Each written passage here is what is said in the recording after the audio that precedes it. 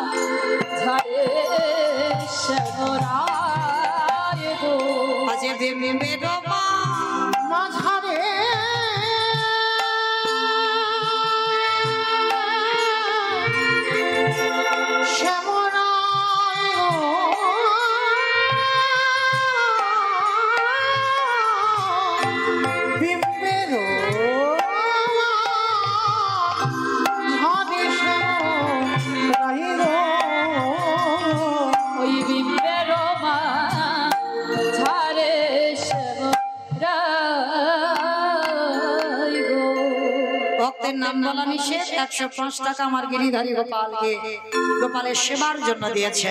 প্রেম সে বলনি তাই গৌর কৃষ্ণ প্রভু। আহা বিম্বের ভিতরে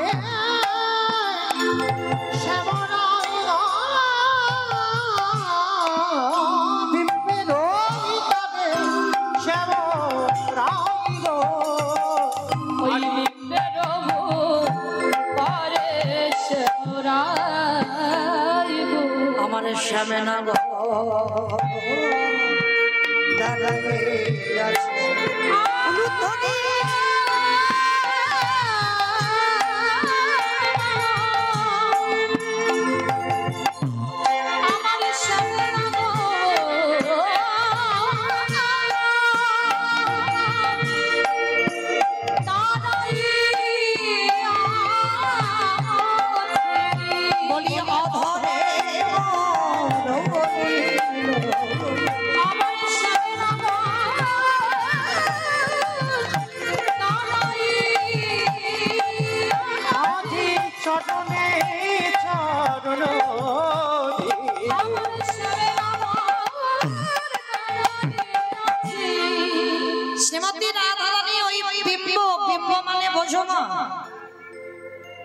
বিম্ব মানে বোঝো? দেখবেন মা আকাশে যখন দেখবেন বৃষ্টি হয়, আর বৃষ্টি যখন জলে পড়ে দেখবেন বাবা একটা একটা গোল গোল মতো মানে বিম্বের সৃষ্টি হয়, ওটাকে বলছে বিম্ব। দেখবেন জলে যখন ঢেউ দেবে জলে জলে লেগে একটা ডুমুর মতো হয় না, ওইটাকে শাস্ত্রের কথা বলছে বিম্ব। আর রাধারানী যেই না জলে ঢেউ দিয়েছে বাবা একটা করে বিম্ব হচ্ছে, আর প্রত্যেকটা বিম্বে আমার গোবিন্দ আজ মুরলীধারী।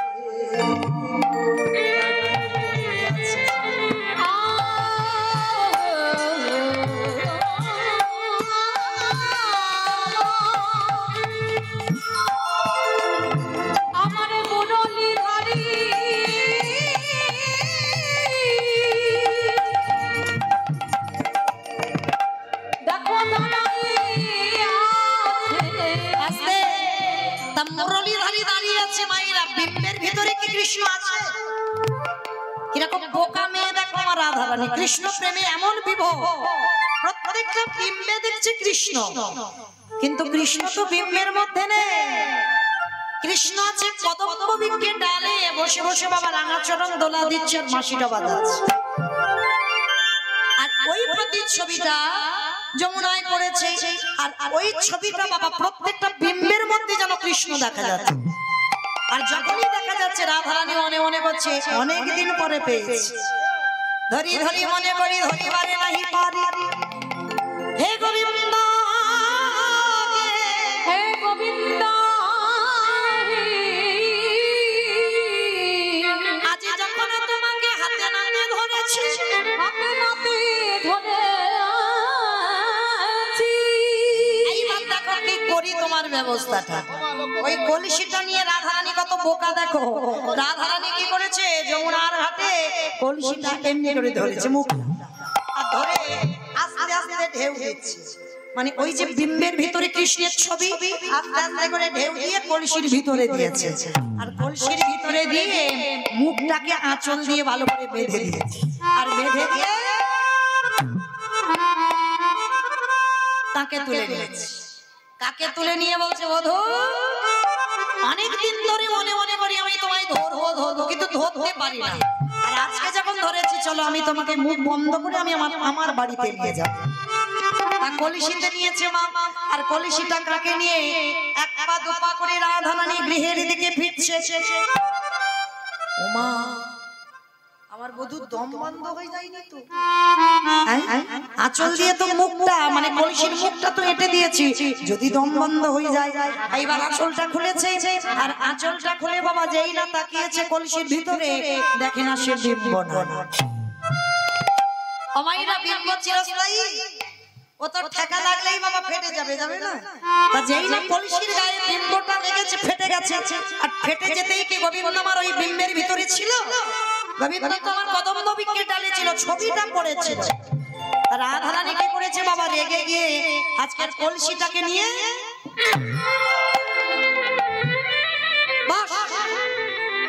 আমি কত যত্ন করে আমার বধূকে ধরে আনলাম, কিন্তু ধরতে পারলাম না, বসো কানে চুপ করে। কলসিটাকে রেখে দিয়ে আবার রাধারানী পাগলিনীর মতো আমার গোবিন্দকে ধরবে বলে যাচ্ছে। এইবারে পিছনে থেকে কলসি ডাক দিল রাধে গো, ধৈর্য হারা হইও না, তুমি বোধহয় জানো না এত ধৈর্য হারা হলে গোবিন্দ মেলে না।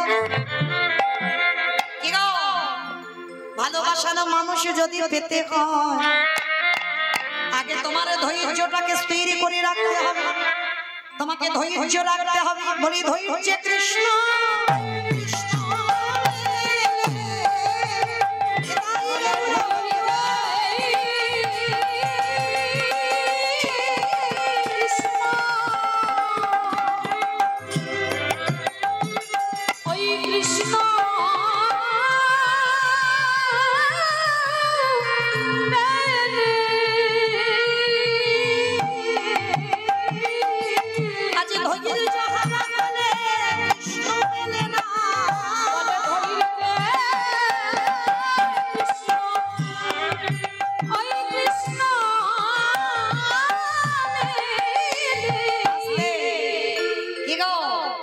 ধৈর্য থাকলে তবে তো কৃষ্ণ মিলবে।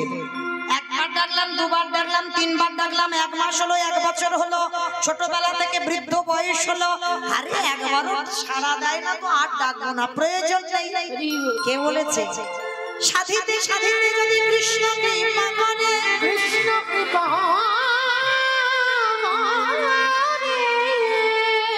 এই জন্মে না হয় জন্ম জন্মান্তর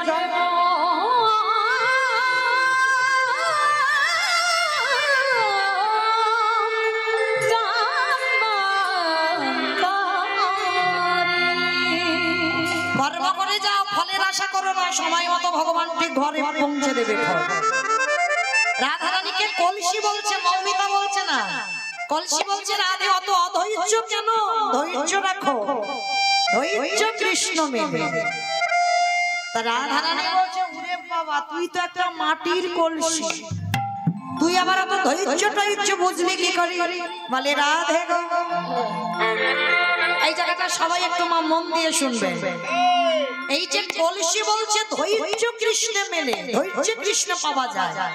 তা রাধারানী বলছে তুই মাটির কলসি, অত শত বুঝিস কি? বলে রাধে গো, এই জগতে সবাই আমায় বলে মাটির কলসি, এই জগতে সবাই বলে আমায় মাটির কলসি, কেউ তো কোনোদিন আমায় ভালো গুণগুলো দেখে না, কেউ তো ভালো গুণ দেখে না। আমাইরা মাটির কলসি তৈরি হচ্ছে কি করে? কলসি তার আক্ষেপের কথা রাধারানীর চরণে জানাচ্ছে, দেখো আমার জীবনটা কত ঘাত প্রতিঘাত। কি গো, একটা কলসির জীবনে কত ঘাত প্রতিঘাত। আপনারা আমরা তো মানুষ, হ্যাঁ আমাদের আসবে না? সংসার মায়া মধ্যে পড়ে আছি, আমাদের আসবে না জীবনে? একটা কলসির জীবনে যদি এত ঘাত প্রতিঘাত থাকে, দেখেন কলসি বলছে রাধে গো, আমি মাঠে মাটি হয়েছিলাম। ভালো করে শুনবেন বাবা, কলসির জীবন কাহিনীটা। আমি মাঠে মাটি হয়েছিলাম, ওই পাল মশাই মাথাতে ঝোড়া কোদাল নিয়ে গেল মাঠে। বাবা পাল মশাই কাদের বলে? যারা চপ বিক্রি করে তাদের পাল মশাই বলে। কাদের বলে? হ্যাঁ, মাটির জিনিস যারা তৈরি করে, কুমোর। হ্যাঁ, ওদেরকে ভালো কথা বলছে পাল মশাই। আজকে মাটি রাধারানীর কাছে, কলসিটা রাধারানীর কাছে দুঃখ করছে, রাধে গো, পাল মশাই মাথাতে ঝোড়া আর একটা কোদাল কাঁধে করে নিয়ে মাঠে গেল।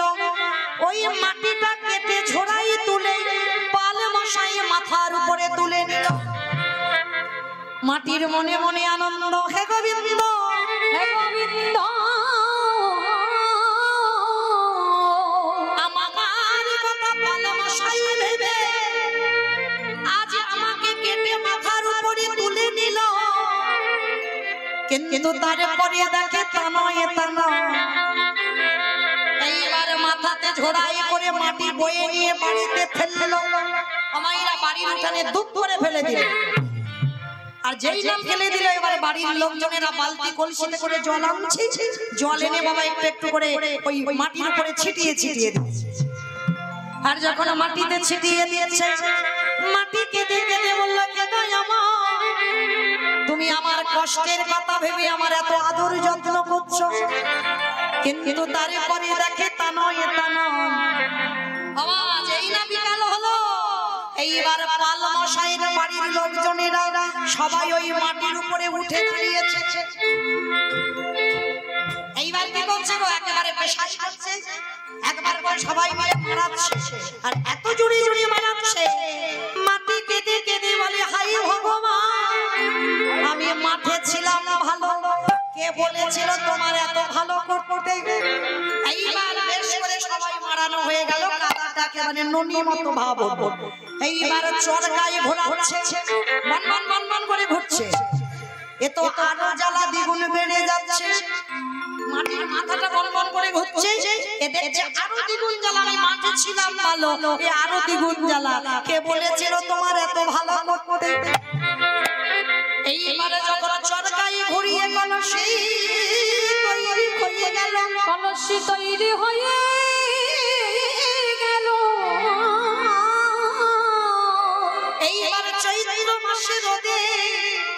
কলসিগুলো রোদে শুকাতে দিল। কি গো, কিরকম কষ্ট! এইবার যেই না রোদে শুকিয়ে যাচ্ছে, দেহটা পুড়ে যাচ্ছে, এখানে শেষ নয়। এইবারে রোদে থেকে তুলে পাশ বাড়ি যখন আগুনে দাউ দাউ করে জ্বলে, সারি সারি ভাবে কলসিগুলো সাজাইয়ে দিল। ওই জ্বলন্ত আগুনে কলসিগুলো পুড়ে লাল হয়ে গেল। কি গো, রূপ বদলালো। কালো ছিল, সোনার মতো যেন চকচক করছে, রূপ বদলালো। কিন্তু বাবা ওই রূপ বদলাতে গিয়ে কেউ ফেটে গেল, কেউ চটে গেল। কিন্তু কেউ যারা বাবা গরম সহ্য করতে না পারছে, ভিতরে গিয়ে ফেটে যাচ্ছে। কলসি ফেটে যায় না, চটে যায় না, চিড় খেয়ে যাচ্ছে। কিন্তু যারা রয়ে যাচ্ছে, পালা মশাই আগুন থেকে বের করেছে। আরে আগুন থেকে বের করে একটা করে চাপড়ে মেরে দেখছে কলসিটা কত পোড়ে খেয়েছে। কি গো, চাপড় মেরে দেখে নিল কত পোড় খেয়েছে। এইবার পাল মশাই বাজারে গেল, কলসিগুলো সাজানো রয়েছে সারি সারি ভাবে। এদিকে রাধা রানীর বাবা বিশ্বভানু রাজা যেই না মেয়েকে নিয়ে মেলায় এসেছে, রাধা রানীকে নিয়ে মেলায় এসেছে, আর এসে দেখছে বাবা কলসিগুলো সাজানো। রাধা রানী বায়না ধরেছে বিশ্বভানু রাজার কাছে, ও বাবা আমার একটা কলসি কিনে দাও।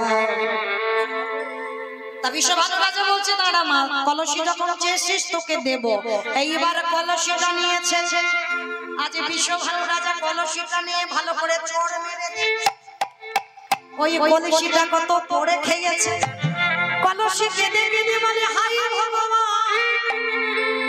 যে বিক্রি করে সেও মেরে দেখে না, আরে যে বাজার থেকে কিনে নিয়ে যায় সেও আমায় মেরে দেখে।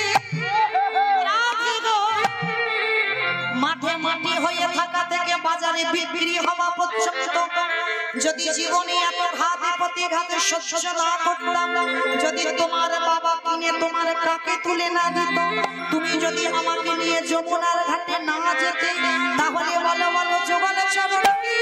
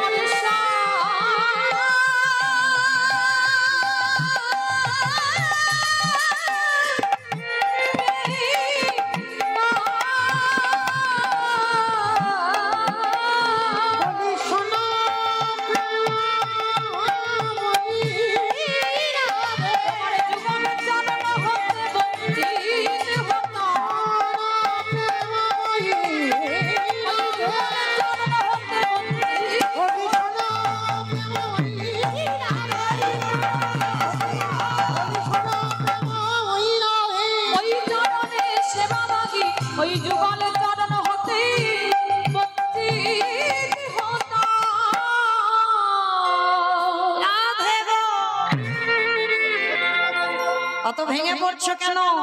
তাহলে আমার জীবনের দিকে তাকিয়ে দেখো, যদি এত কষ্ট না করতাম তাহলে কি তোমার কাকে উঠে জল আনতে যেতাম আর রাধা গোবিন্দের যুগলকে আমি দেখতে পেতাম কোনোদিন?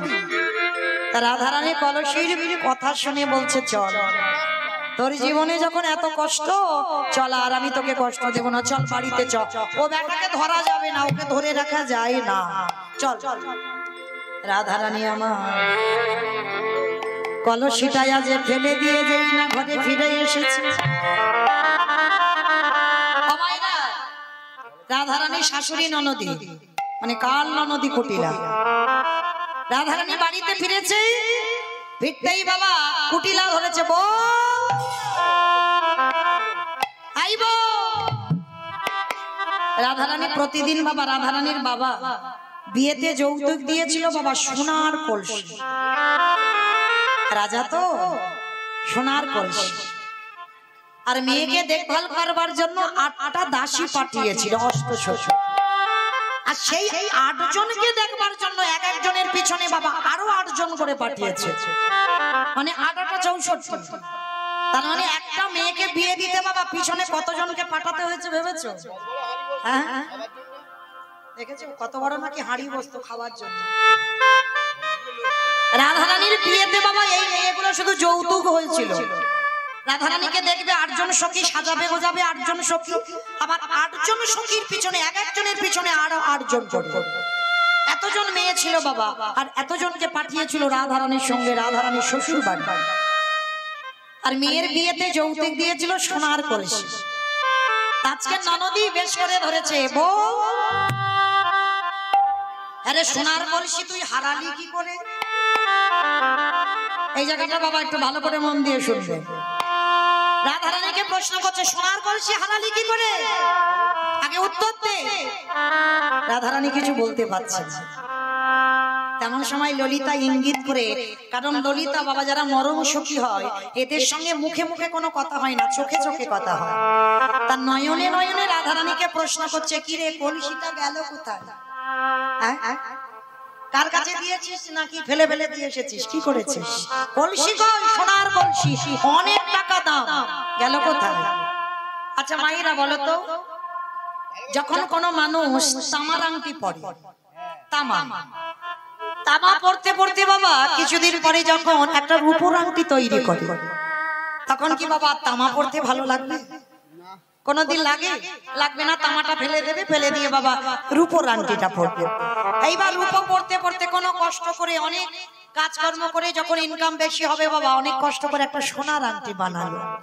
আর সোনার আংটি যদি বানায় আর কি বাবা রূপোর আংটি ভালো লাগবে? রূপোটা খুলে দেবে, দিয়ে বাবা আবার সোনার আংটি পরবে।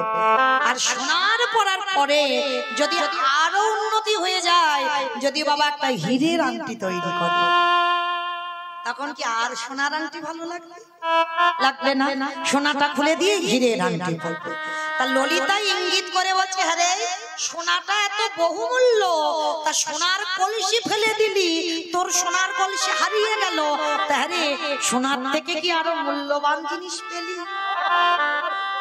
হ্যাঁ, সোনার থেকে কি আরো মূল্যবান জিনিস পেয়েছি? নয়ন ইঙ্গিত করে বলছে, ললিতা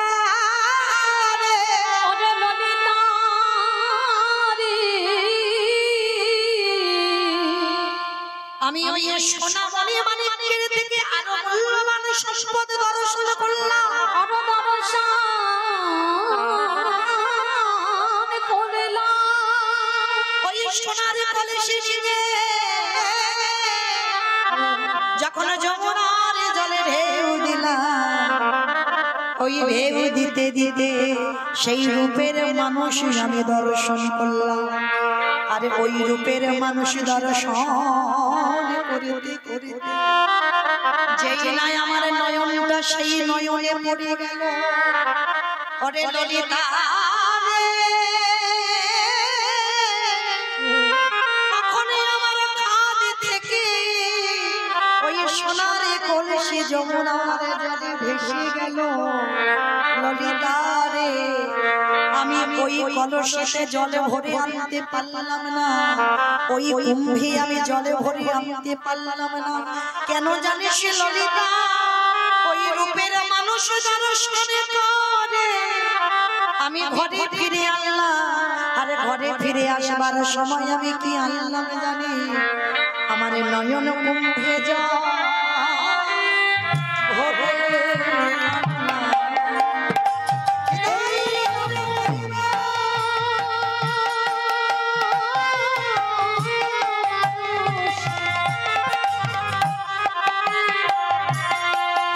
অপরূপ মানুষ দর্শন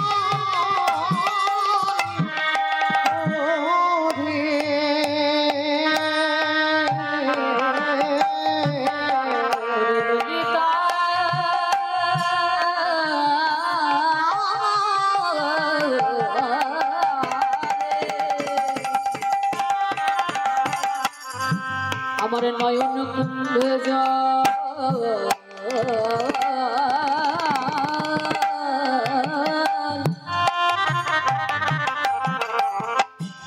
আমি ঘরে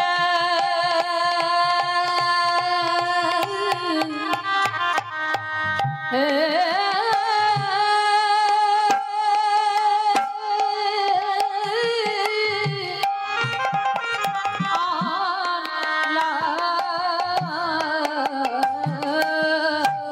আস্তে রাধারানীর ভাবে দর্শন করে ললিতা বিশাখা ইন্দুরেখা চম্পক লতিকা রঙ্গ দেবী সুদেবী সবাই এসে বললেন রাধে রাধে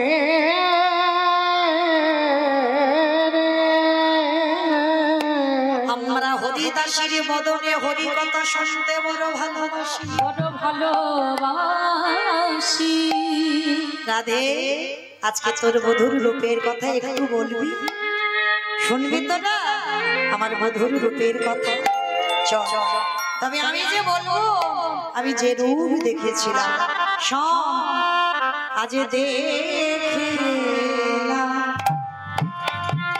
তারে গোস্বামী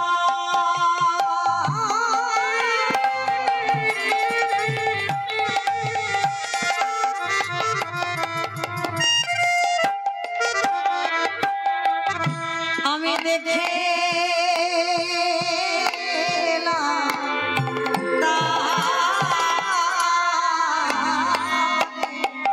আমি রেখে গেলাম তাদের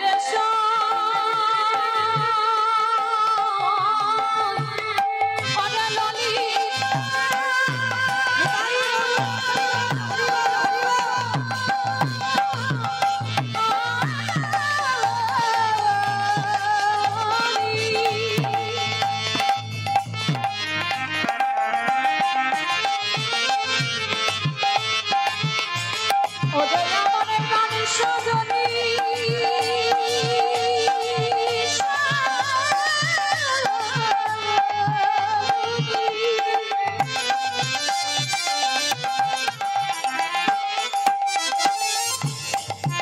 ওই রূপ দেখি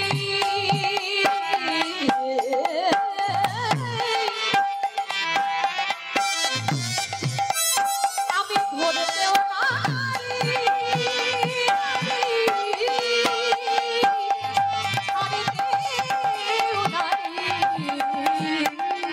আমি দেখে গেলাম কাটে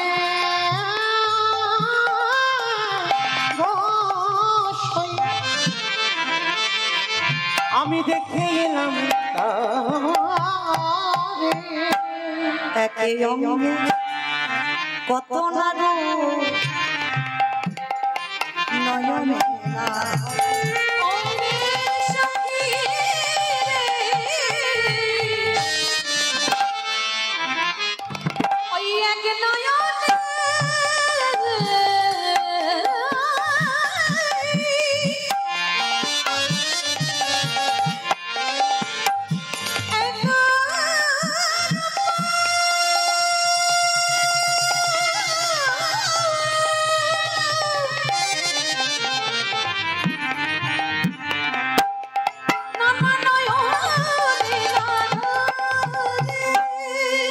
দু নয়নের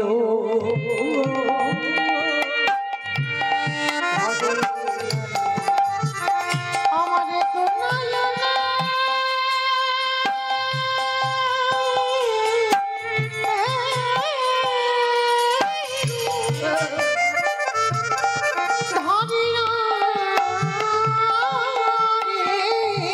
বলি আমারে আমার মধুর রূপের সখী